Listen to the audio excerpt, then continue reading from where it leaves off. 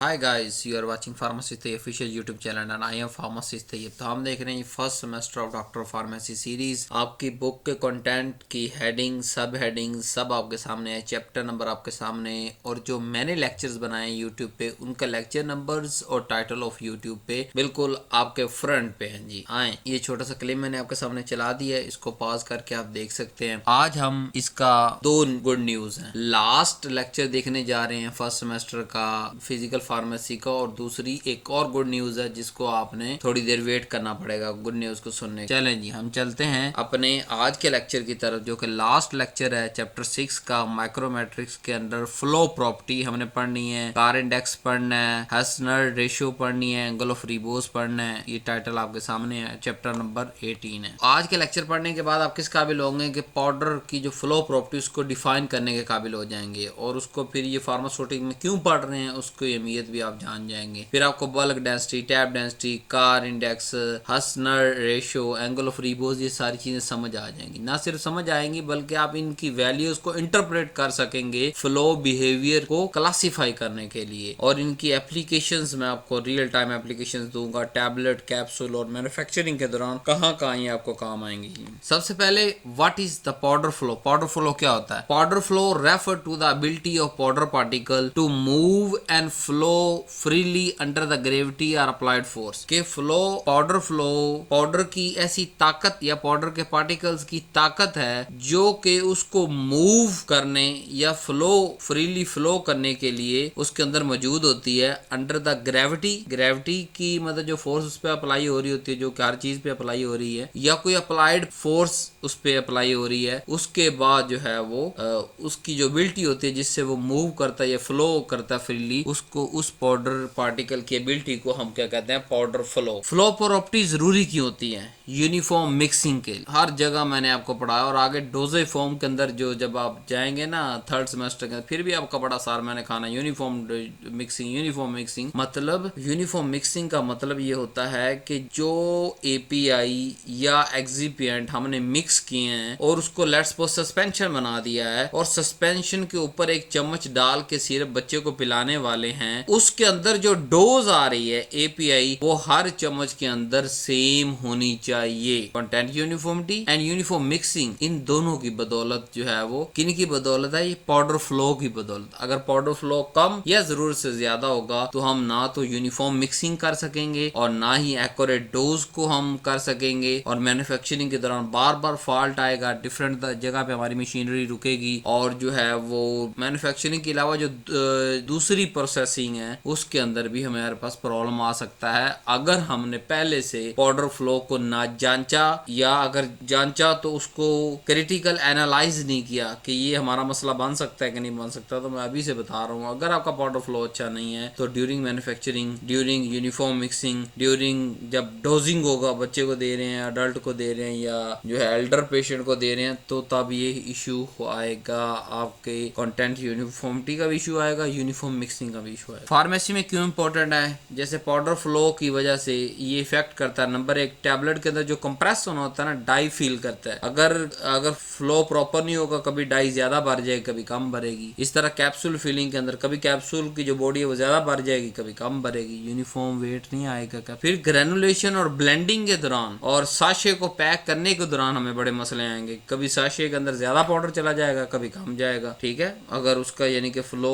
जरूरत से ज्यादा तो ज्यादा पाउडर गिर जाया करेगा, और अगर उसको कम है तो वो पाउडर कभी साशे छोटा कभी बड़ा बनेगा मतलब। और ग्रेनुलेशन भी नहीं हो पाएगी ऐसे पाउडर की जिसका हमें फ्लो प्रॉपर्टी का आइडिया ना हो, या बहुत पूरा उसको जो है वो फ्लो प्रॉपर्टी हो। फिर होपर और फीडर परफॉर्मेंस में भी फर्क आएगा कि हमने स्पीड, किस स्पीड हम लेट्स सपोज हमने कंप्रेशन मशीन चलाई और टैबलेट उसमें से निकलनी शुरू होगी, उसे एक खास हद के बाद यानी कि मतलब 150 टैबलेट जब हम लेते हैं, उसको टेस्ट करते हैं, हार्डनेस, फ्राइबिलिटी, दूसरे टेस्ट करने के बाद उसकी एक स्पीड सेट कर देते हैं। अब वो स्पीड जो सेट करते हैं वो पाउडर फ्लो पे डिपेंड करती है। अगर बार बार होपर रुक रहा है तो कभी छोटी टैबलेट बनेगी, कभी बड़ी बन जाएगी। बार बार फीडर जो है वो रुक रहा है तो क्या होगा? कभी छोटी टैबलेट बनेगी, कभी बड़ी बनेगी। और ये वजह किसकी वजह से आ रहा था? पाउडर फ्लो में प्रॉब्लम होता है। फिर कंटेंट यूनिफॉर्मिटी, क्यूसी के अंदर तो उस प्रोडक्ट ने फेल होना ही होना है, ठीक है, कि वो जो हमने लेबल के ऊपर लिखना है कि 100 मिलीग्राम पर 5 ml के 5 ml ml के अंदर 100 है, जब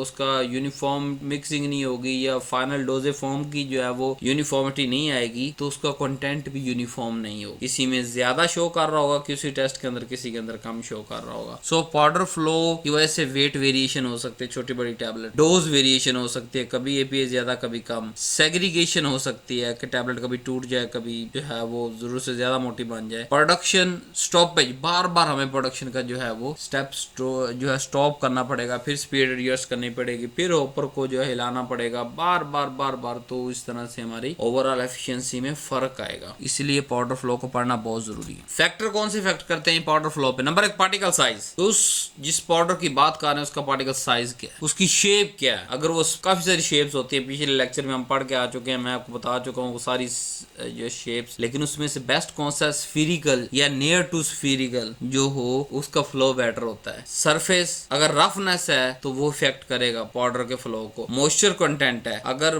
कंटेंट जो है वो मॉइस्चर सेंसिटिव है या कंटेंट में मॉइस्चर है तो क्या होगा, कोहेसिव कोहेजन होगी और पार्टिकल्स एक दूसरे के साथ चिमट जाएंगे। अगर इलेक्ट्रोस्टैटिक चार्ज है पार्टिकल्स पे वो भी फ्लो को इफेक्ट करेंगे। डेंसिटी और पोरिसिटी, अगर एक पाउडर ऐसा जिसमें पोरिसिटी ज्यादा है बानिस्बत दूसरे पाउडर के तो उसमें डिफरेंट वेरिएशंस आएंगी, ठीक है, कंप्रेसिटी या दूसरे जो स्टेप होते हैं मैन्युफैक्चरिंग उसके दौरान। और अगर पाउडर के अंदर फाइन पार्टिकल मौजूद हैं तो ये भी पाउडर फ्लो को डिस्टर्ब करता है, इफेक्ट करता है। और एक दूसरे पार्टिकल्स के दरमियान अगर जब वो फ्लो कर रहे हैं उसके दरमियान फ्रिक्शन या एडहेजन आ रही है तो उस वजह से भी पाउडर का फ्लो इफेक्ट हो सकता है। अब डेंसिटी क्या होती है? सादा हम कहते हैं जी mass divided by volume is equal to density, लेकिन यहाँ हम जो डेंसिटी की बात करने जा रहे हैं वो है बल्क डेंसिटी या टैब डेंसिटी। नाम से जाहिर है बल्क डेंसिटी का क्या मतलब है कि आपने मास ऑफ पाउडर लेना है डिवाइडेड बाय बल्क वॉल्यूम ले लेना है जी। मास जितना भी आ रहा पाउडर का डिवाइडेड बाय बल्क वॉल्यूम। अब सवाल ये पैदा होता है कि सर बल्क वॉल्यूम मालूम कैसे करें? बड़ा ही सिंपल है, आपने जो 100 ग्राम पाउडर 200 ग्राम 300 ग्राम लिया है उसको एक सिलेंडर के अंदर डाल दे और उसको मेजर कर ले कि वो कितने ml का पाउडर बन। कोई टैब नहीं करना, कोई हिलाना नहीं, कोई एडजस्ट नहीं करना, प्यार से कागज उठा के सिलेंडर के अंदर डाल दें और जो है उसको उसकी रीडिंग मालूम कर लें कि इसका इतना वॉल्यूम आ गया। पाउडर का हम इसी तरह वॉल्यूम मालूम कर सकते हैं ना, जब सिलेंडर के अंदर डालेंगे तो वो एक खास रीडिंग तक आके खत्म हो जाएगा तो उस रीडिंग हम मालूम कर लेंगे 15 ml है, ठीक है। तो ये वाला आपने बल्क वॉल्यूम लेना है, मास से इसको डिवाइड कर देना, जितना पाउडर हो वो आ गई बल्क डेंसिटी। अगर टैब डेंसिटी की बात करें फार्मूला वही है, मास divided by volume, mass divided by volume, but यहाँ वॉल्यूम बदल गई, यहाँ टैब वॉल्यूम। जो मैंने आपको कहा ना कि सिलेंडर के अंदर डालना है और उसकी रीडिंग एग्जैक्ट ले लेनी है वो है बल्क। जब हम उसको राइट या लेफ्ट साइड से टैप करेंगे ना, चाहे वो स्केल के साथ टैप करें, पेंसिल के साथ टैप करें या स्पैचुला के साथ टैप करें कि वो पाउडर आहिस्ता आहिस्ता नीचे बैठना शुरू हो जाए, आहिस्ता आहिस्ता नीचे बैठना शुरू हो जाए। होता क्या है कि जो अंदर पोरिसिटी पाउडर के अंदर होती है वो पोरिसिटी टैप करने से कम होती जाती है और पाउडर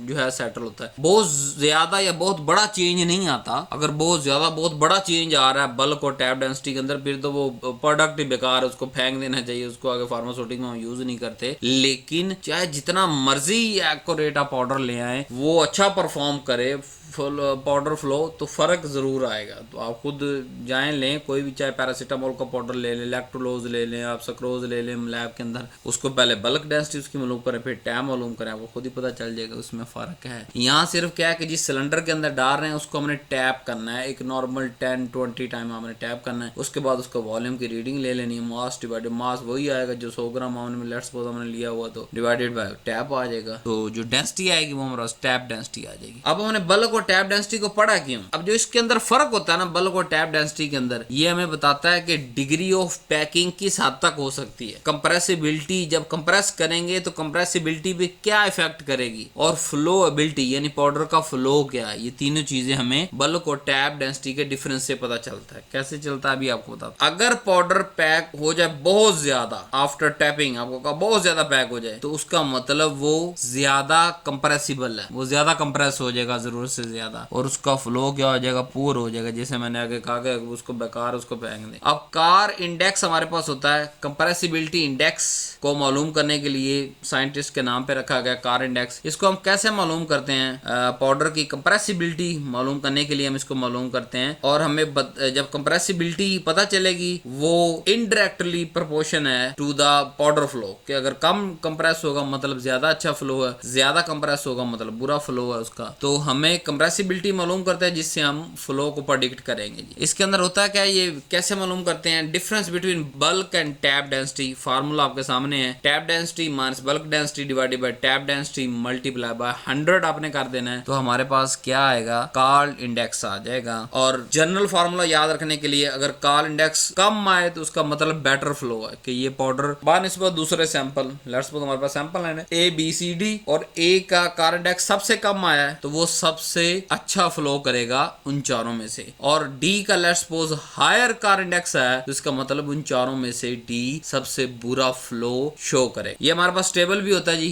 क्लासिफाई करने के लिए। अगर 5 से 10 इसका रिजल्ट आ रहा है कार्ड तो एक्सीलेंट फ्लो है, 11 से 15 गुड है, 16 से 20 फेयर है, 21 से 25 पॉसिबल पासेबल है, और 26 से 31 पुअर है, 32 से 37 वेरी पुअर है, और 38 से अगर ऊपर निकल जाए तो एक्सट्रीमली पुअर है। उस पाउडर के फार्मूलेशन ना ही करें तो बेहतर, अपना टाइम वेस्ट ना। एक्चुअली हम ये सारी प्री फार्मूलेशन या प्री एवेल्युएशन के दौरान ये सारी चीजें मालूम कर लेते हैं। जब भी हम कोई डोजेज डिजाइन करते हैं तो मैंने आपको पढ़ाया उसके अंदर प्री फार्मूलेशन होती है कि हम पहले से एक दस्तावेजात उस डोजेज फॉर्म का तैयार करते हैं कि हमने जो जो करना होता है उसको इन रिटन फॉर्म में ले आते हैं, और जो जो चीज उसके इफेक्ट कर रही होती है उसको रिटन फॉर्म में ले आते हैं, और किस हद तक इफेक्ट कर रही है उसको कर लेते हैं। डिफिकल्टीज कौन कौन सी हैं वो भी हम डॉक्यूमेंटेड करते हैं।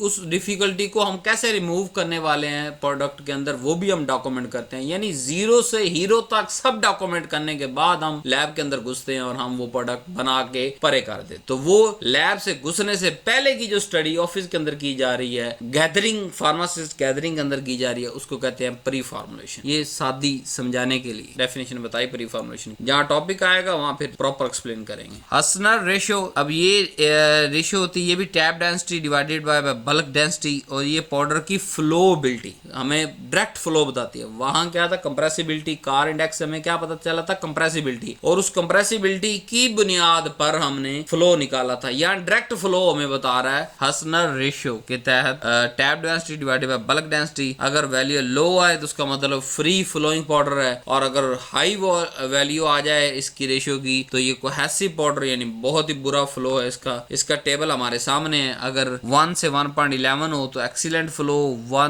1.12 से 1.18 हो तो गुड फ्लो, 1.19 से 1.25 हो तो फेयर, 1.26 से 1.34 हो तो पुअर, 1.35 से 1.45 हो तो वेरी पुअर, और 1.46 से अगर रीडिंग ऊपर आ रही तो एक्सट्रीमली पुअर। यानी higher the ratio indicate higher inter particle friction and cohesion, इसलिए उसकी फ्लो बेटा कर। तो गुड न्यूज ये है आपके सामने। जैसे आपको पता है ऑलरेडी हमारी आज लास्ट वीडियो रिकॉर्ड कर चुके हैं, आज से कुछ दिन पहले जो है वो बुक ये डिजिटली हमारे www.pharmacistofficial.com पे अवेलेबल हो चुकी है। बहुत से बच्चे इसको परचेज भी कर चुके हैं और पढ़ भी रहे हैं, और जो लेक्चर्स अभी तक आप सुन के आ चुके हैं उनसे बहुत अच्छा कंटेंट मीन लेक्चर के अंदर जो मैं पढ़ाता हूँ ना वो मैंने कॉन्सेप्चुअल रखना होता है, लेकिन बुक जो है वो आपके एग्जामिनेशन पॉइंट ऑफ व्यू से लिखी जा रही होती है कि आपको एमसीक्यूज भी आ जाए, ट्रू फॉल्स भी आ जाए, शॉर्ट क्वेश्चन का तरीका भी आ जाए, आपको जो है वो एमसीक्यूज का तरीका, लॉन्ग क्वेश्चन का तरीका, और ज्यादा से ज्यादा theory but in come wording के अंदर आपके पास आ जाए तो आप बैठ के शॉर्ट लॉन्ग एक्सटेंसिव किसी भी तरह क्वेश्चन का जवाब दे सकते हैं। प्लस वाइवाज के लिए डिफरेंट टेबल्स, एग्जामिनेशन पैकेजेस, और जो है वो कंपैरिजन टेबल्स, अगर फैक्ट फिगरिंग टेबल्स, बहुत कुछ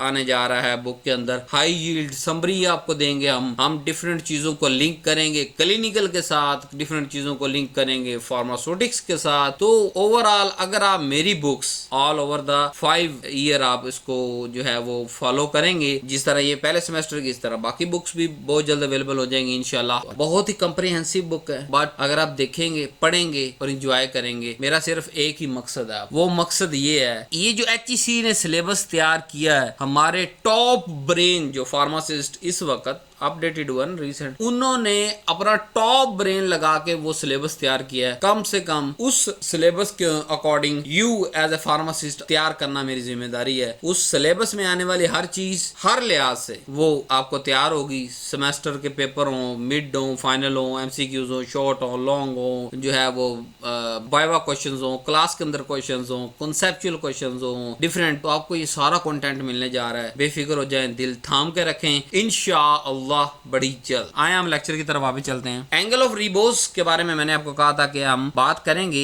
ये होता है मैक्सिमम एंगल जो कि surface of pile of powder and the horizontal plane के दौरान बनता है। यानी सादा झटकी मिसाल में आपको समझाऊं, हम क्या करते हैं, हम एक XYZ ग्राम पाउडर जैसे 100 ग्राम पाउडर ले लें मिसाल, उसको एक हम वाइट शीट ले लेंगे, उसके ऊपर पाइल अप करेंगे। हम कोशिश ये करेंगे अपनी तरफ से कि एक छोटा सा पहाड़ या पहाड़ी क्रिएट हो सके। हमने पाउडर गिराना किस अंदाज से है, बिखेरना नहीं है पूरे उस पे पेपर पे। हमने कोशिश ये करनी है कि जहाँ पे हम गिरा रहे हैं हम उसी पे गिराएं ताकि एक छोटा सा पाइल, पहाड़, ये छोटी सी पहाड़ी क्रिएट हो सके, एक ट्राई एंगुलर चीज बन सके, ताकि हम पाउडर के फ्लो को बिहेवियर पढ़ सकें एंगल मालूम करके। अब एंगल कैसे मालूम करेंगे, जो पेज की डायरेक्शन है, या हम ये कह सकते हैं वर्टिकल हॉरिजॉन्टल। आपको समझाने के लिए आप इस तरह समझ लें कि जो जमीन से आसमान की तरफ मतलब हम ड्रा करेंगे तो वो वर्टिकल लाइन होती है, और जमीन के एक सिरे से दूसरे सिरे तक जाएंगे वो हॉरिजॉन्टल लाइन है। तो अब पेपर के ऊपर हमने पाउडर रखा, वहां पाइल अप किया, तो पेज की एक साइड से दूसरी साइड तक जो लाइन है वो क्या है हमारे पास, हॉरिजॉन्टल, और जो पाइल की पीक है वो हमारे पास वर्टिकल। अब उस पीक और जो हॉरिजॉन्टल लाइन है उसके दौरान हम एंगल फाइंड कर लेते हैं कि यहाँ पे कितना पाउडर एंगल बना रहा है। उस एंगल की बुनियाद पे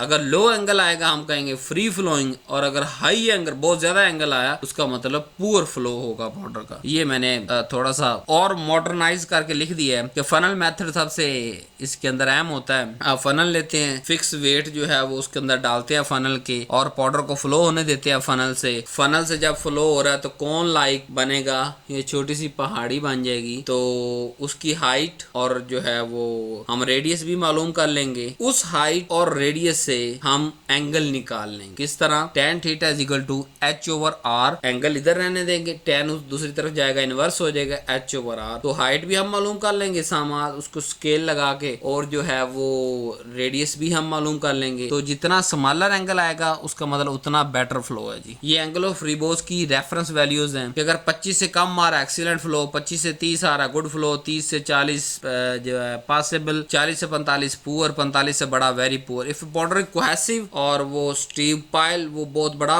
जो है वो पाइल बना देता है तो फिर एंगल ऑटोमेटिकली बहुत लार्ज आएगा। अब अगर हम प्रैक्टिकली इंपॉर्टेंस की बात करें फार्मेसी के अंदर माइक्रोमेट्रिक्स की, तो ये बड़ा अहम है स्पेशली पाउडर प्रॉपर्टीज की, कि इसकी वजह से डाई की फीलिंग यूनिफॉर्मिटी को हम कंट्रोल कर सकते हैं। टैबलेट के अंदर जो वेट वेरिएशन आ रही होती है उसको कंट्रोल कर सकते हैं, कंटेंट यूनिफॉर्मिटी को इंश्योर कर सकते हैं, कंप्रेशन को एफिशिएंट बना सकते हैं, और जो डिफेक्ट होते हैं जैसे कैपिंग, लैमिनेशन, स्टिकिंग, उसको अवॉइड कर सकते हैं। पुअर फ्लो की वजह से जो नॉन यूनिफॉर्म टैबलेट बननी होती हैं उसको भी अवॉइड कर सकते हैं अगर हम ऑलरेडी प्री फॉर्मुलेशन स्टडी कर चुके हों। तो कैप्सूल फिलिंग की बात करें कि फ्लो की बुनियाद पे क्या होता है कि जो वेट है वो एक्यूरेट फिल होता है अगर फ्लो सही हो, तो यूनिफॉर्म डोज डिलीवर होती है और वेरिएशन कैप्सूल के अंदर कम से कम आती है, और capsule machine powder must flow continuously from accurate filling के ऊपर से कैप्सूल जो है फ्लो पाउडर के फ्लो पे डिपेंड करता है ना, ऊपर से नीचे पाउडर गिर रहा है या ग्रेन्यूल गिर रहे हैं तो वो